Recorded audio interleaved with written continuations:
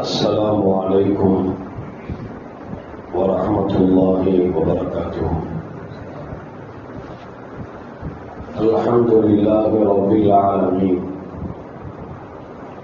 والصلاة والسلام على أشرف المرسلين وعلى آله وأصحابه وأزواجه وذرياته وأهل بيته أجمعين. أما بعد، فقد قال الله تعالى في القرآن العظيم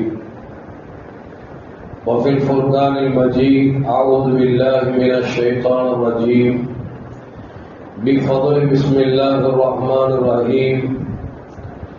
قل إنما أنا بشر مثلكم يوحى إلي أنما إلهكم إله واحد. صدق الله العلي العظيم. قال نبينا محمد رسول الله صلى الله عليه وسلم: من قرأ سورة الكهف في يوم الجمعة أضاء له من النور ما بين الجمعتين، أو كما قال عليه الصلاة والسلام.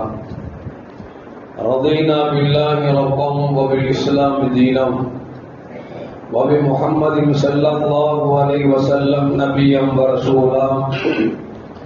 يا سيدي يا رسول الله خذ بيدي قلت حيلتي أدركني يا شفيع المذنبين. اللهم صل وسلم على رسولك سيدنا ونبينا مولانا محمد وعلى آل سيدنا محمد وبارك وسلم عليه.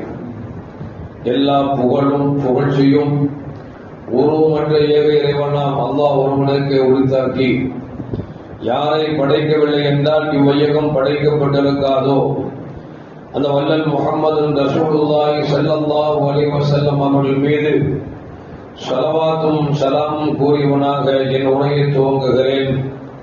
எல்லாம் வல்ல அல்லாஹு ஜல்ல ஜலாலுஹு எதை சொல்லவும் கேட்கவும் வாய்ப்பளித்தானோ அதன்படி நடந்து நல்ல மூமின்களாக வாழ்ந்து இந்த உலகத்தை விட்டு பிரிகிற பொழுது லா இலாஹ இல்லல்லாஹ் முஹம்மது ரசூலுல்லாஹ் என்ற கலிமாவை மொழிந்து ஜன்னத்துல் ஃபிர்தௌஸை கண்ணால் கண்டு அகமகிழ்ந்து சிரித்த வண்ணமாக மரணிக்கக்கூடிய நல்பாக்கியம் பெற்ற மக்களில் அல்லாஹ் நம்மை ஆக்கிக் கொள்வானாக.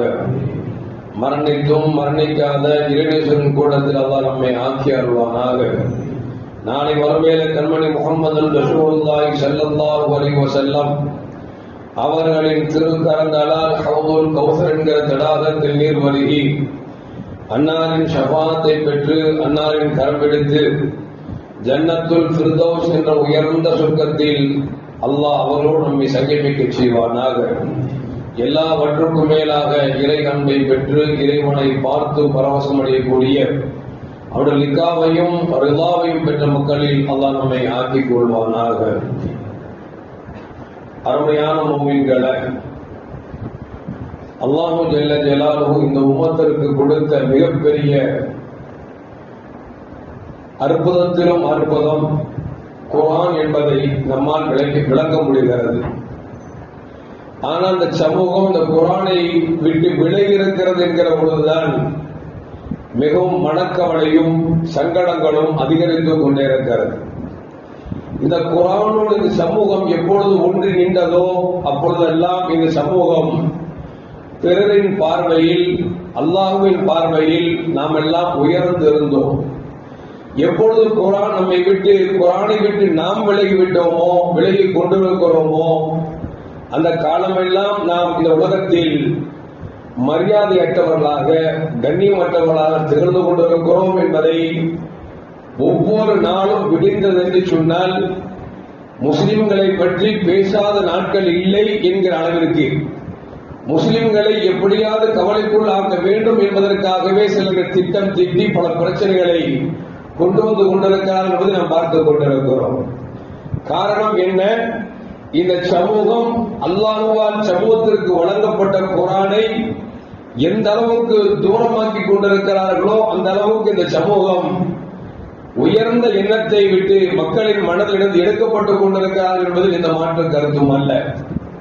நமக்கெல்லாம் தெரியும், ஒரு காலத்தில் ஸ்பெயின் இஸ்லாமிய நாடாக பல ஆண்டுகள் திகழ்ந்து கொண்டிருந்தது.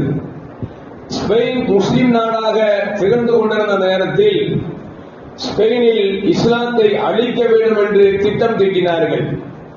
கிட்டத்தட்ட 100 வருட திட்டங்களை தீட்டி அதை எப்படி முஸ்லிம்களை இல்லாமல் ஆக்க வேண்டும் என்பதை கங்கணம் கட்டினார்கள்.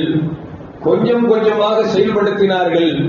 அந்த ஸ்பெயினில் போட்ட திட்டம் தான் இன்றைக்கு இந்தியாவில் நடைபெற்றுக் கொண்டிருக்கிறது என்பது எல்லோருக்கும் தெரியும். அருமையான மக்களே, ஸ்பெயினில் இஸ்லாத்தை துடைத்து எறிய வேண்டும் என்று ஆசைப்பட்ட பொழுது அங்கே ஒரு ஒற்றனை அனுப்பினார்கள். இஸ்லாத்திற்குள்ளே இருந்த ஒரு ஒற்றன் வந்தான் ஸ்பெயினுக்கு. ஸ்பெயினிலே ஒரு 15 வயது சிறுவன் அழுது கொண்டிருக்கிறான். அந்த ஒற்றன் கேட்டான், ஏனப்பா அழுகிறாய் என்று கேட்டான். அந்த 15 வயது சிறுவன் சொன்னான், நான் குர்ஆனில் 25 ஜுஸுக்களை மனனம் செய்து விட்டேன், இன்னும் 5 ஜுஸு தான் பாக்கி இருக்கிறது. ஸ்பெயினுக்கு எதிராக பிரச்சனைகள் அதிகம் இருந்து கொண்டிருக்கிறது. எங்கள் நாட்டிற்கு எதிராக யார் போர் தொடுக்கிறார்களோ அவர்களோடு போர் செய்ய வேண்டும் என்று நான் ஆசைப்படுகிறேன். என் தாய் சொல்லுகிறாள், நீ 25 ஜுஸுவை மனனம் செய்து விட்டாய், இன்னும் 5 ஜுஸு தான் இருக்கிறது.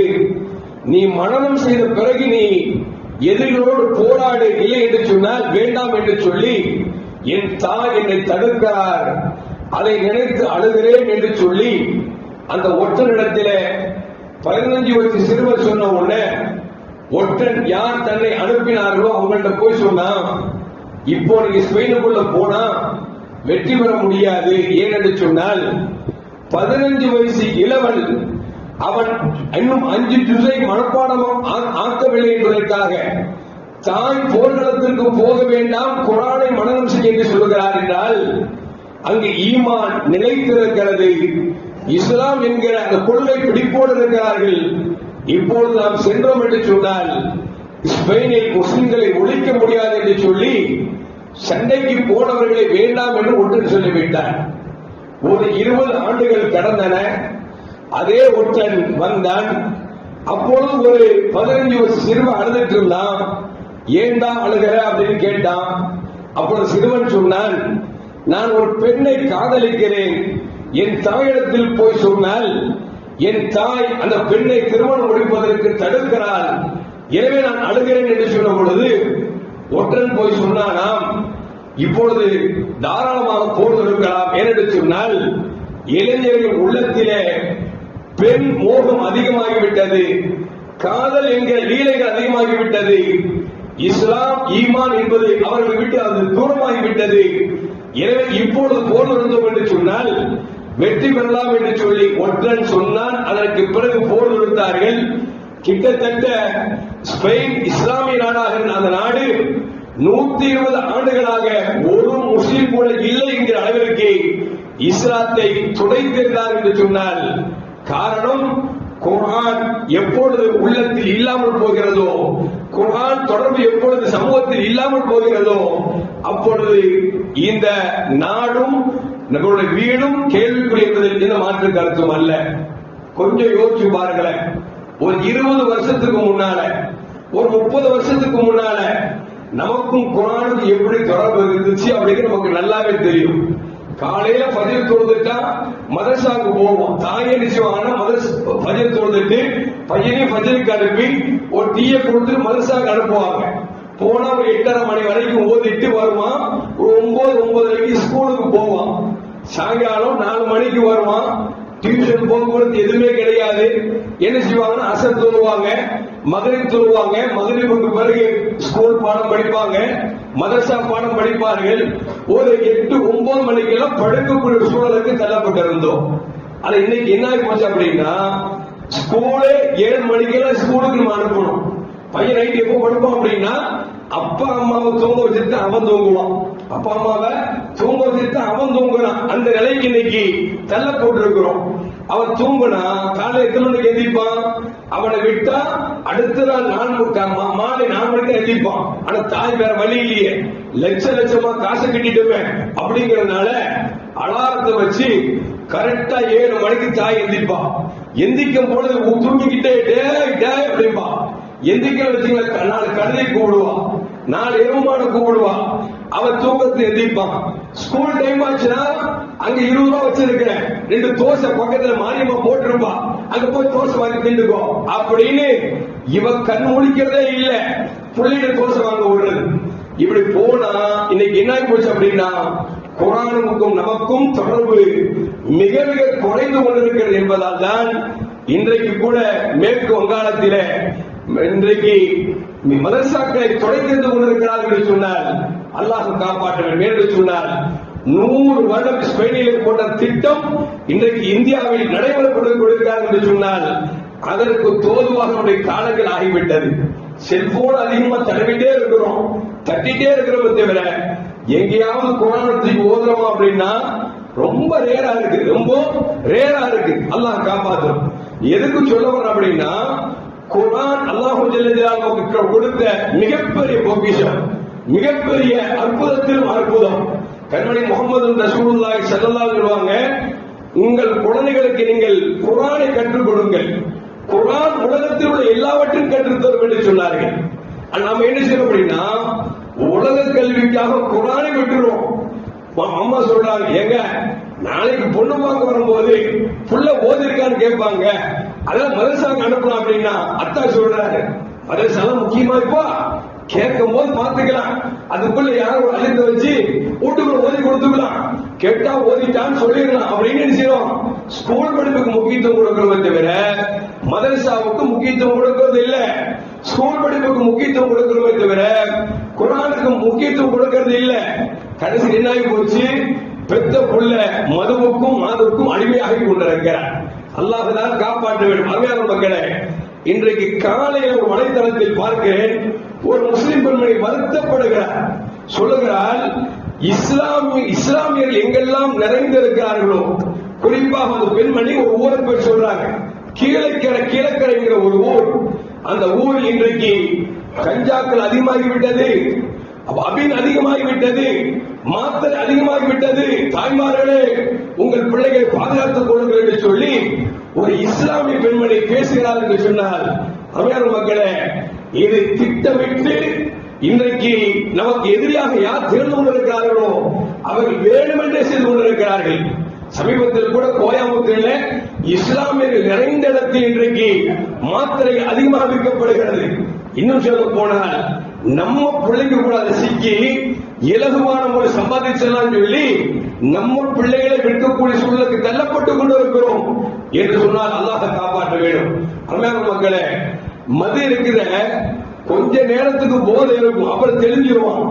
ஆனா இந்த மாத்திரை இருக்கு பாத்தீங்களா, இந்த மட்டாயிட்டோம், இதெல்லாம் நரம்புல போய் சேர்ந்ததுனால ஒரு தகப்பம் கூப்பிட்டு சொல்றாரு, அதிரத்து மது குடிச்சா கூட பரவாயில்லை அதிரத்து, அந்த கஞ்சா அந்த அது அசிங்கமானதெல்லாம் இருக்குல்ல, இதை சாப்பிடறதுனால உடம்புல முறுக்கேறிதான் அப்பா அம்மால தெரிய மாட்டுது, எதை சொன்னாலும் கை நீட்டு வர்றான், அடிக்க வர்றான் அப்படின்னு ஒரு பெத்த தகப்பன் தன் குழந்தையை பற்றி சொல்கிறார் என்று சொன்னால் என்ன காரணம் அப்படின்னா, நாம குர்ஆனை கத்துக் கொடுத்தோம்னா அல்லாஹ் மது ஹராம்ங்கிறான், நெருங்காதுங்கிறான், குடிக்காதுங்கிறான், குடிச்சா என்ன தண்டனை சொல்றோம் அப்படிங்கிறது தெரிஞ்சிருக்கும். நமக்கு தான் அதுக்கு நேரம் இல்லையே, படிப்புன்னு போயிட்டோம். கடைசி எந்த அளவுக்கு ஆகி போச்சுன்னா, இன்னைக்கு நாட்டை ஆளக்கூடிய மேல் பதவியில் இருக்கிறவர்கள் கூட இன்றைக்கு காண வச்சு மாத்திரையை உடச்சிட்டு இருக்காங்க.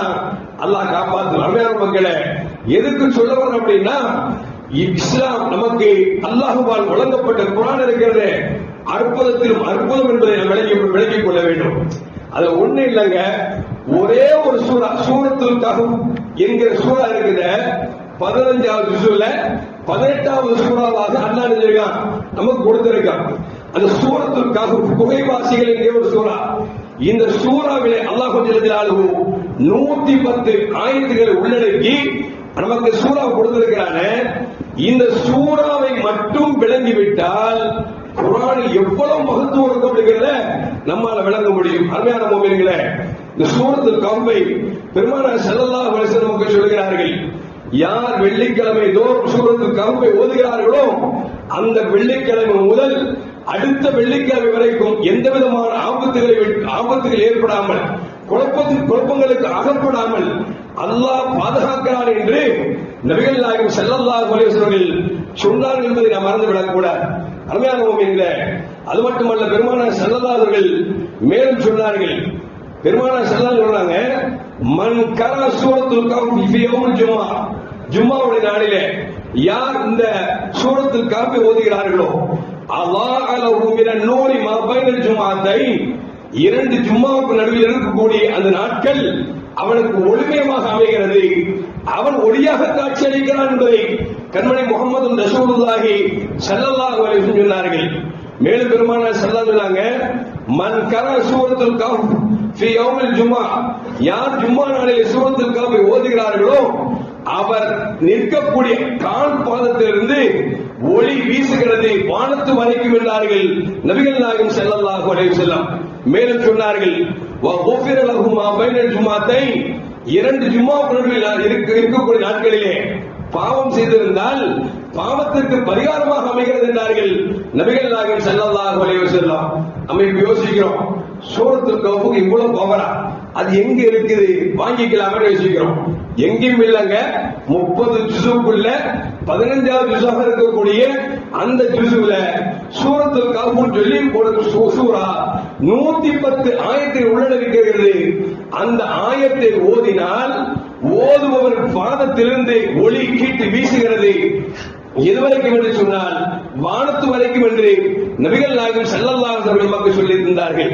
மேலும் இன்னொரு ஹதீஸ்ல அன்னை ஆயிஷா ரலியல்லாஹு தஆலா அறிவிக்கிறார்கள், பெருமானார் ஸல்லல்லாஹு சொன்னாங்க, அலா உக்பிருக்கும் பிசூரத்தின், உங்களுக்கு ஒரு சூரத்தை சொல்லி தரட்டுமா, மில அஸமத்துஹா மா பைன ஸமாய் வல் அர்த், அதோட கண்ணியம் மகத்துவம் வானத்திற்கும் பூமிக்கு மத்தியிலே நிரப்பமாக தரக்கூடிய ஒரு சூறாவை சொல்லி தரட்டுமா என்று சொல்லிவிட்டு பெருமானார் மேலும் சொல்கிறார்கள், வலி காத்திபிஹா மினல் அஜ்ரி மிஸ்ல் தாலிக், அந்த சூறாவை யார் எழுதுகிறார்களோ அவர்களுக்கும் இது போன்ற நன்மை இருக்கிறது என்று சொல்லிவிட்டு பெருமானார் சொல்கிறார்கள், அந்த சூறா தான் சூரத்துல் கஹ்ஃப் என்று பெருமானார் ஸல்லல்லாஹு அலைஹி வஸல்லம் நமக்கு சொல்லித் தருகிறார்கள். எந்த அந்த சூறாவை எந்த வீட்டில் ஓதப்படுகிறதோ லா யதுகுலு ஷைத்தானு தில்கல் லைலா, அந்த இரவிலே ஷைத்தான் நுழைய மாட்டான் என்று நபிகள் நாயகம் ஸல்லல்லாஹு அலைஹி வஸல்லம் நமக்கு சொல்லித் தருகிறார்கள். அது மட்டுமல்ல, பரா ரலியல்லாஹு தஆலா அறிவிக்கிறார்கள், உஸைர் இப்னு ஹுதைர் ரலியல்லாஹு தஆலா தங்களுடைய ஆடு மாடு கிட்டக்கூடிய தொழுவத்தில் அமர்ந்து சூரத்துல் கஹ்ஃபை ஓதினார்கள்.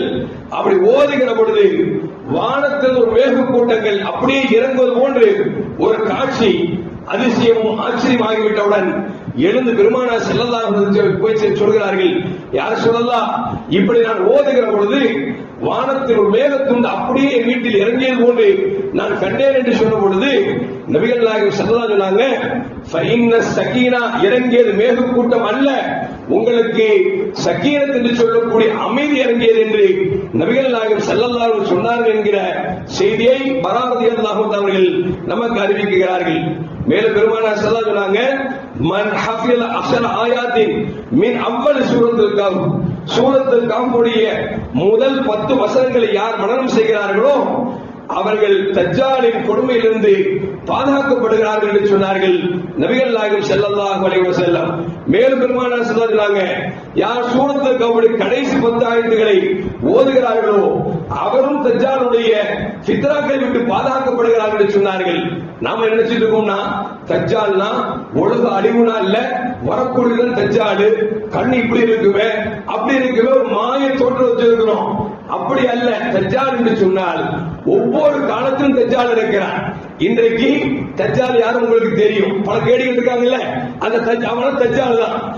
அவர்கள் செய்யக்கூடிய அடக்குமுறையை விட்டு நாம் பாதுகாப்பு பெற வேண்டும் என்று சொன்னால் இந்த சூரத்துல் கஹ்ஃபுடைய முதல் 10 சூரா 10 ஆயத்துகளையும் சூரத்துல் கஹ்ஃபுடைய பின்னால் இருக்கக்கூடிய 10 ஆயத்துகளையும் ஓதி வந்தால் அவர்கள் நமக்கு சதித்திட்டம் செய்தாலும் அந்த சதித்திட்டத்தை அவர்கள் செயல்படுத்த முடியாது என்பது மட்டுமல்ல, சதித்திட்டத்தை தீட்டுகிற பொழுதே அல்லாஹ் அவன் உள்ளத்திலே பயத்தை கொடுத்து விடுவான். ஆனால் நமக்கு சூரத்துல் கஹ்ஃப் எங்கன்னே தெரியலங்கும் போது எங்க முன்னால 10 ஆயத்து பின்னால 10 ஆயத்து கொஞ்சம் யோசிச்சு பார்க்கணும். எதுக்கு சொல்றோம் அப்படின்னா, அல்லாஹ் நமக்கு கொடுத்திருக்கிற குர்ஆன் இருக்கிற மிக அற்புதத்திலும் அற்புதம் நம்முடைய பாதுகாப்பு கேடு என்பதை நாம் மறந்துவிடக் கூடாது. அருமையான முஃமின்களே, இன்றைக்கு பார்க்கிற பொழுது இன்றைக்கு நவீன காலத்திலே நவீனமான வாழ்க்கை இன்றைக்கு ஈமானுக்கு ஆபத்தை விளைவிக்கக்கூடியதாக மிகப்பெரிய சோதனையாக அமைந்திருக்கிறது என்பதை நாம் மறந்துவிட முடியாது. அப்படி பார்க்கிற பொழுது அருமையான முஃமின்களே, அரசியல் ரீதியான பிளவுகள், சமூக வழிகளில் புறப்படுகிற புது புது கருத்துக்கள், அதுபோன்று எதற்கும் கட்டுப்பட விரும்பாத இளைஞர்கள், இப்படி பல்வேறு விஷயங்கள் இன்றைக்கு மக்களை தாக்கிக் கொண்டிருக்கிறது, மனக்கவலையை ஏற்படுத்திக் கொண்டிருக்கிறது என்பதை இந்த மாற்று கருத்தும் அல்ல. அருமையான முஃமின்களே, அப்படி பார்க்கிற பொழுது சூரத்துல் கஹ்ஃப் ஒரு அற்புதமான 4 செய்திகளை நமக்கு அழகாக சொல்லித் தருகிறது. அது என்னவென்று சொன்னால், அருமையான முஃமின்களே, அன்றைக்கு அல்லாஹ் ஜல்ல ஜலாலுஹு அந்த சூரத்துல் கஹ்ஃபிலே பல்வேறு விஷயங்களை சொல்லுகிறார். அதில் ஒன்றை என்னோடு சொன்னால், நபியா மூசா அலைஹிஸ்ஸலாம் அவர்கள் வாழ்க்கையில் வாழுகிற பொழுது நம்ம நபியாச்ச நாம தான் அறிவாளி நினைச்சிட்டு இருந்தாங்க. இன்னைக்கு நிறைய பேர்ட்ட ஏதாவது சொல்லுங்களேன், எனக்கு தெரியும் ஆசிரியர், எனக்கு தெரியும் ஆசிரியர் முடிச்சிடறாரு, பயான் கூட கேட்கறது இல்ல. அப்படி சேர்ந்துட்டே இருப்பார். என்ன அப்படின்னா, சூரத்து கஹ்ஃப் தானே எனக்கு தெரியும் அப்படின்ட்டுவார்.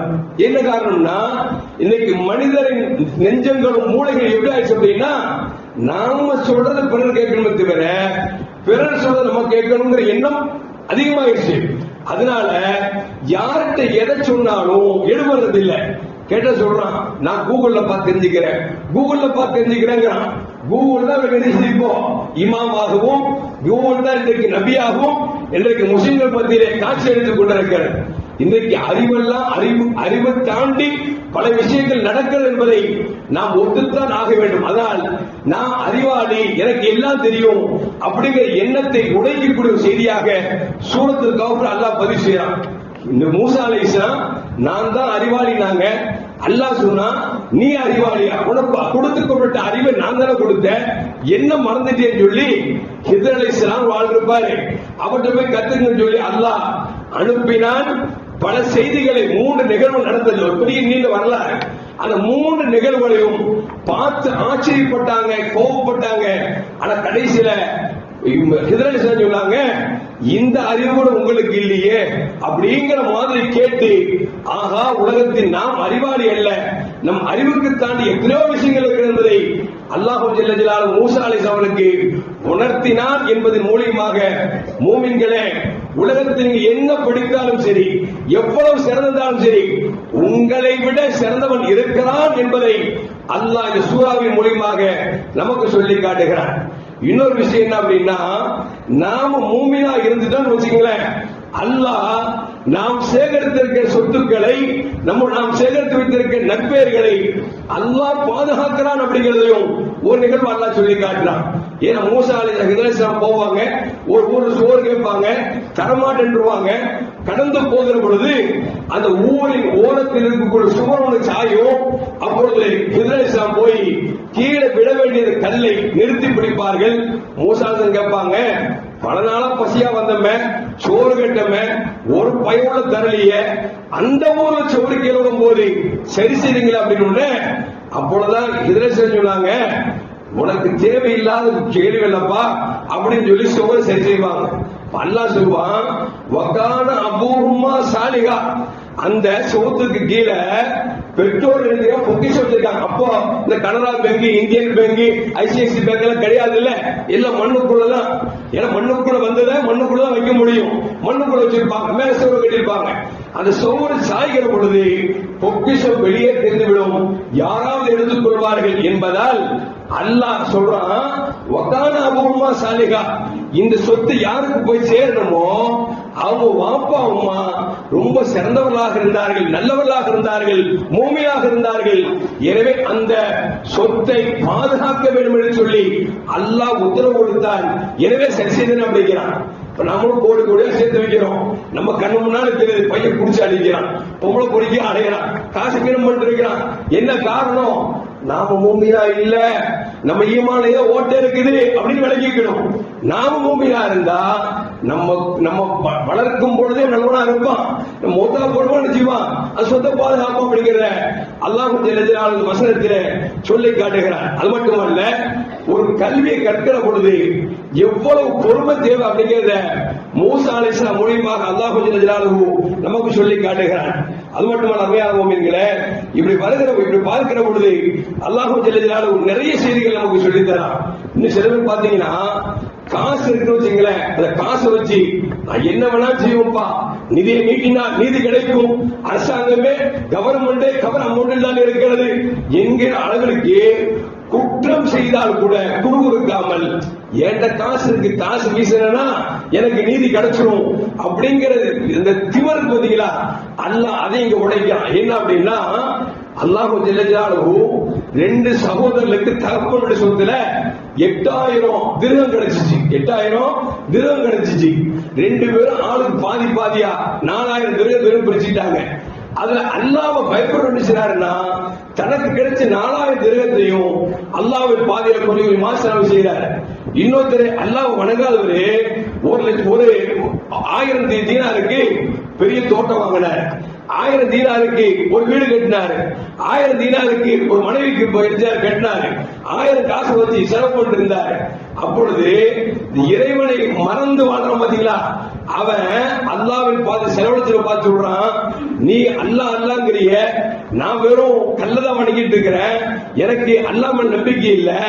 ஆனா ஏன்பா நான் வச்சிருக்க காசை மாளிகை இருக்குது, அது மட்டும் நல்ல அழகான மனைவி இருக்குது, நல்ல தோட்டம் இருக்குது, நீ அல்லாஹ்வின் பாதையில நீ இப்படி செலவு பண்ணிட்டு இருக்கிறிய, கொடா விட்டாள் அப்படின்னா அல்லாஹ் குர்ஆன்ல சொல்றான், அந்த இறைவனை மறந்து வாழ்ந்தான் பாத்தீங்களா, சொத்து சுகம் இருக்குது, மனைவி இருக்குது, பங்களா இருக்கு வாழ்ந்தான் பாத்தீங்களா, அவன் நைட்டு தூங்கினா காலையில ஒரு சூறை காட்டு வந்துச்சு, பேருக்கு மரம் அவருடைய தோட்டத்துல பழங்கள் விளைஞ்சு கொத்து கொத்தாக மகசூல் வீட்டிக் கொண்டிருக்கிறது.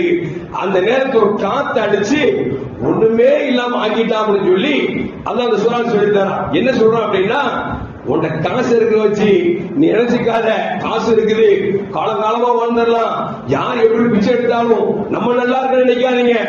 கொரோனா பீரியட் நமக்கு எவ்வளவு பெரிய பாடம் கொடுத்துச்சு. கோடி கோடியா வச்சுவன் பிரெட்டுக்கு ஏங்கிட்டு பார்த்தமா இல்லையா, ஏன் காசு இருந்துச்சு, ஆனா திங்கிறதுக்கு சாப்பாடு இல்ல, ஒரு பிரெட் கிடைக்காதா, ஒரு பாயசம் கிடைக்காதா, ஒரு அது கிடைக்காது, கையெழுத்து எத்தனை பேர் இருக்கிறான். எதுக்கு சொல்றோம் அப்படின்னா, காசு இருப்பதை கொண்டு மமதை வந்து விடக்கூடாது, மாறாக மறுமை நினைவு வேண்டும் என்கிற செய்தியும் அல்லாஹ் ஜல்லல்லாஹு இந்த சூறாவில் சொல்லி தர்றான். அது மட்டுமல்ல, அருமையான மூமின்களே, நான் முடிவுக்கு வருகிறேன்.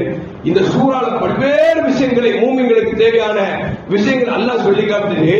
கடைசியில் சொல்லுவான், இந்த குர்ஆன் நீங்க சாதாரண படிச்சிட்டீங்களா, இந்த குர்ஆனை நீங்க சாதாரண படிச்சிட்டீங்களா, அல்லாஹ் சொல்றான், ல நஃபிதல் பஹர், இந்த குர்ஆனை எழுதுவதற்கு கடலை மையாக ஆக்கி பூமியில் இருக்கக்கூடிய மரங்கள் எல்லாம் பேனாக ஆக்கினால் மை தீர்ந்து போய்விடும், பேனாக்கள் கரைந்து போய்விடும்.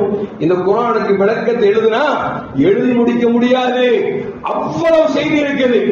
அதை வச்சுக்கிட்டு நம்ம இன்னைக்கு கத்தம் பாத்தியாக குர்ஆனை தூக்கி ஓதுறோம், இல்லைன்னா தூக்கி வச்சிடறோம், அடுத்த தலை உண்டா எடுக்கிறோம், அப்ப ஓதுறோம், அப்புறம் திருப்பி தூக்கி வச்சிடறோம், கரையா முடிச்சு கிடக்கிறது. தவிர சில பேர் குர்ஆன் கேட்டா குர்ஆனா கேள்விப்பட்டிருக்கிறேன் அப்படிங்கிற மாதிரி இருக்கிறோம். அல்லாஹ் காப்பாத்துறோம். அல்லாஹ் சொல்றான், குர்ஆன் மிகப்பெரிய பொக்கிஷம்பா, நீ தொடர்ந்து பார்த்து ஆராய்ச்சி செய்ய செய்ய அது உனக்கு கடலை விட உனக்கு கருத்துக்களை அள்ளி அள்ளி கொடுக்கும் என்று அல்லாஹ் ஜல்லல்லாஹு குர்ஆனின் மகத்துவத்தை சூறாவின் முடிவிலே சொல்லி தருகிறார். அது மட்டுமல்ல, ரசூலுல்லாஹ் சொல்றான், நபி நீங்க சொல்லுங்க, குல் இன்னமான பஷரும் மிஸ்லுக்கும், உங்களை போல சாதாரண மனுஷன் தான். யாரு ஸல்லல்லாஹு சொல்றாங்க, ஸல்லல்லாஹு அல்லாஹ் சொல்றான், மக்கள்கிட்ட சொல்லுங்க, உங்களை போல சாதாரண மனுஷன் தான். நீங்க எப்படி ஒரு அம்மாவுக்கு பிறந்தீங்களோ அதுபோல நானும் அப்துல்லா ஆமியா என்கிற தம்பதிக்கு தான் பிறந்தேன். நீங்கள் எப்படி உணவு சாப்பிடுகிறீர்களோ அதுபோல நான் சாப்பிடுகிறேன் என்று சொல்லிவிட்டு அல்லாஹ் சொல்றான், ஒரே ஒரு வித்தியாசம், ரசூலுல்லாஹ்க்கு எத்தனையோ மூஜிசா கொடுக்கப்பட்டிருந்துச்சு, அற்புதம் கொடுக்கப்பட்டுச்சு, எல்லாவற்றையும் அல்லாஹ் சொல்றான், குல் இன்னமான பஷரும் மிஸ்லுக்கும், இதான் உங்களை மாதிரி மனுஷன் தான். ஆனா உங்களுக்கு எனக்கு என்ன வித்தியாசம் தெரியுமா? எனக்கு அல்லாஹ்விடத்தில் செய்தி வருகிறது சொன்னார்கள், வகி வருகிறது சொன்னாங்க. இந்த வகி நமக்கு யாருக்காவது உண்டா? யாருக்கும் கிடையாது. ஒரு நாள் சொல்றாரு, எனக்கு வகி வருதுன்னு சொன்னா வச்சுங்களேன், கத்தி எடுத்து போட வேண்டியதுதான். ஏன்? வகி ரசூலுல்லாஹ்வோடு நிற்பாட்டப்பட்டு விட்டது. எதுக்கு சொல்றார் அப்படின்னா, நபியின் அந்தஸ்தையும் அல்லாஹ் கொடுத்து சொல்றான். நபியே நீங்க சொல்லுங்க, உங்களை மாதிரி மனுஷன் தான் நான் மக்கால பிறந்த, ஆனா உங்களுக்கு எனக்கு என்ன வித்தியாசம் அப்படின்னா அல்லாஹ்விடத்தில் செய்தி வருகிறதுன்னு சொன்னாங்க. அதனால பெருமான சொல்லுவாங்க, அல்லாஹ் குர்ஆன்ல சொல்லுவான், வமா யன்திகு அனில் ஹவா இன் ஹுவ இல்லா வஹ்யுஹா. நபி ஸல்லல்லாஹு அலைஹி பேசுற பேச்சு இருக்கிற சொந்த பேச்சு அல்ல, தன்னுடைய இச்சை பேச்சு அல்ல. அவர்கள் வாயில் வரக்கூடிய ஒவ்வொரு வார்த்தையும் அது அல்லாஹ்வின் பேச்சு என்றார்கள் கண்மணி நாயகம் ஸல்லல்லாஹு அலைஹி வஸல்லம். அத குர்ஆன் அல்லாஹ் சொல்றான், வமா யன்திகு அனில் ஹவா இன் ஹுவ இல்லா வஹ்யுஹா. நபி பேசுறதெல்லாம் அல்லாஹ்வின் பேச்சு எடுத்து சொல்கிறார்கள் என்று சொல்லி அல்லாஹ் சொல்கிறார் என்று சொன்னால், அருமையான மக்களே, அல்லாஹ் பேசிய பேச்சை நபியின் மூலியமாக இந்த சமூகத்திற்கு கொடுத்திருக்கிறார் என்று சொன்னால், இந்த சமூகம் அந்த குர்ஆனை பற்றி பிடிக்கும் காலமெல்லாம் நீங்க என்ன சட்டமும் போட்டாலும் ஒண்ணு வேலைக்கு ஆகாது. ஆனா குர்ஆனை பிடிக்கல வச்சுங்களேன், இன்னைக்கு எப்படி இன்னைக்கு குர்பானி கொடுக்கறத தடை பண்ணி இருக்கிறானோ, எப்படி வக்ஃபு சட்டத்து வக்ஃபு சொத்துக்களை அபகரிக்க நினைக்கிறானோ, இது போன்ற என்னென்ன சட்டங்களை கொண்டு வர வேண்டுமோ எல்லாத்தையும் கொண்டு வந்து நம்மளை கசக்குவான், நம்மளை அடிமைப்படுத்துவான். பட்டுத்தாகலையே ஈமான்லயே ஈமான் பலமற்று போயிட்டுமே. சூரத்திற்கு சொல்லக்கூடிய மிகப்பெரிய அற்புதம் என்ன அப்படின்னா, இவர் 7 நபர்களை கொண்டு இந்த சூரா ஒரு மிகப்பெரிய நிகழ்வை அடைக்கிறது. அந்த 7 பேர் யாருன்னா இளைஞர்கள் தான். அந்த இளைஞர்களுக்காகவே அல்லாஹ் அந்த சூறாவின் நிகழ்ச்சி ஃபுல்லா சொல்லித்தரான். அந்த 7 பேரும் அல்லாஹ்வுக்கு மாற்றமான தக்யானூஸ் என்று சொல்லக்கூடிய அரசனை எதிர்த்து நின்றார்கள். அல்லாஹ் அவர்களை பாதுகாத்தான் என்பதை குர்ஆன் நமக்கு சொல்லி காட்டுகிறது. என்றால் அருமையான மக்களே, 7 நபர்கள் சாதித்த அந்த சாதனையை குர்ஆன் பதிந்திருக்கிறது என்று சொன்னார். இன்றைக்கு எத்தனையோ கோடி பேர் இருந்து கொண்டிருக்கிறோம். ஆனால் எல்லாரும் தெருக்கோடியில் நின்று இன்றைக்கு நாம் கத்திக் கொண்டிருக்கிறோம் என்று சொன்னால் என்ன காரணம்? ஈமானின் பலகீனம் மட்டும் என்பது மட்டும் மறந்துவிடக் கூடாது. குர்ஆனின் தொடர்பு அறுந்து போய்விட்டது என்பதை நாம் மறந்துவிடக் கூடாது. இனிமேலாவது முடிந்த வரைக்கும் நாமும் குர்ஆனை ஓத வேண்டும், நம்முடைய பிள்ளைகளுக்கு நாம் கற்றுக் கொடுக்க வேண்டும் என்பதை உங்களுக்கு தாழ்மையோடு கேட்டுக் கொள்கிறேன். எல்லாம் வல்ல அல்லாஹ் ஜல்லல்லாஹு குர்ஆனின் மகத்துவத்தை அறிந்து அல்லாஹ்வை அடையக்கூடிய நல்ல மூமின்களாக அல்லாஹ் என்னையும் உங்களையும் ஆக்கி அருள்வானாக. அஸ்ஸலாமு அலைக்கும் வரஹ்மத்துல்லாஹி வபரகாத்துஹு.